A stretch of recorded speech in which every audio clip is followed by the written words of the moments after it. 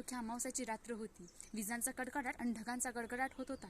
या भर अमावस्याच्या रात्री आणि ढगफुटीसारख्या पावसामध्ये एक वीर मराठा खिंडीच्या चिखलातून रप रप आवाज करत पळत सुटला होता.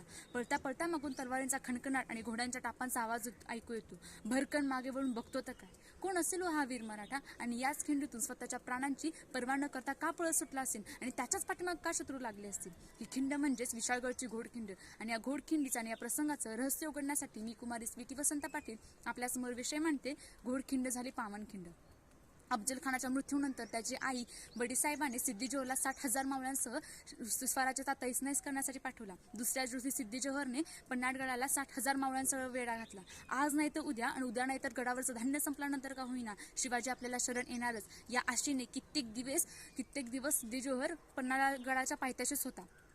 अखेरीस महाराजांनी खूप प्रयत्न केले, पण गडाचा वेढा काही सुटेना. शेवटी गडावरचं धान्य संपलं. महाराजांनी ठरवलं आता शक्तीने नाही तर युक्तीनेच काम करायचं. दुसऱ्या दिवशी महाराजांनी मावळ्यांकडून निरोप पाठवला. सिद्दी जोहरला निरोप पाठवला, आम्हाला माफ करा, आम्ही तुमच्या शक्तीची कल्पना करू शकलो नाही. आम्हाला उद्याच तुम्हाला भेटण्याची इच्छा आहे. कृपया करून आम्हाला भेटण्याची संधी द्या. पण अफजल खानाचा जो प्रसंग झालेला शिवाजी महाराजांबद्दल तो प्रसंग आठवून सिद्दी जोहरने 2 दिवसाचा कालावधी महाराजांना दिला. महाराज शरण येणार हे समजता सिद्दी जोहरच्या सैनिकांचा वेढा सैल झाला. तो सैल झालेला वेढा पाहूनच महाराजांनी ठरवलं दुसऱ्याच दिवशी आपण विशाळगड गाठायचं. पण आता सिद्दी जोहरला भेटण्यासाठी जाणार तरी कोण? त्यावेळेला शिवाकाशीत महाराजांची मदत करण्यासाठी पुढे आला.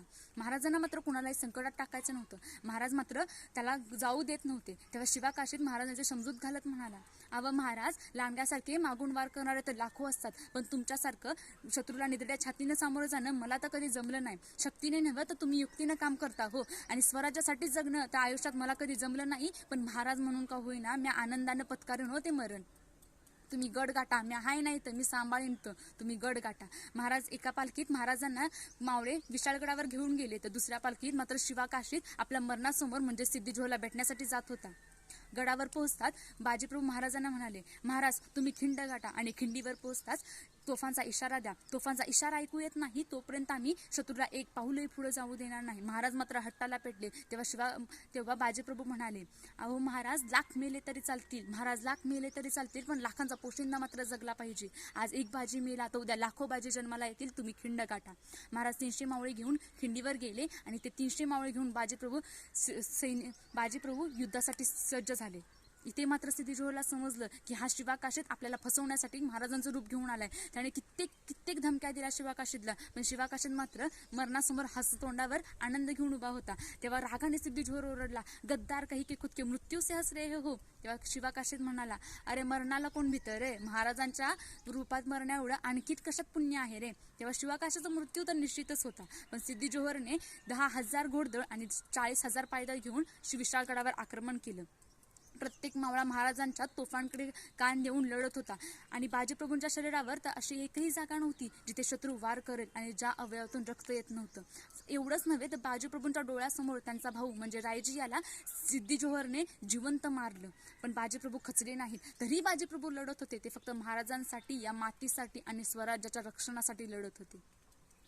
ते नको झालेले ते शरीर तरी ते दोन्ही हातात दानपट्टी घेऊन लढत होते. अखेरीस महाराज खिंडीवर पोहोचले आणि महाराजांनी तोफांचा इशारा दिला. तोफांचा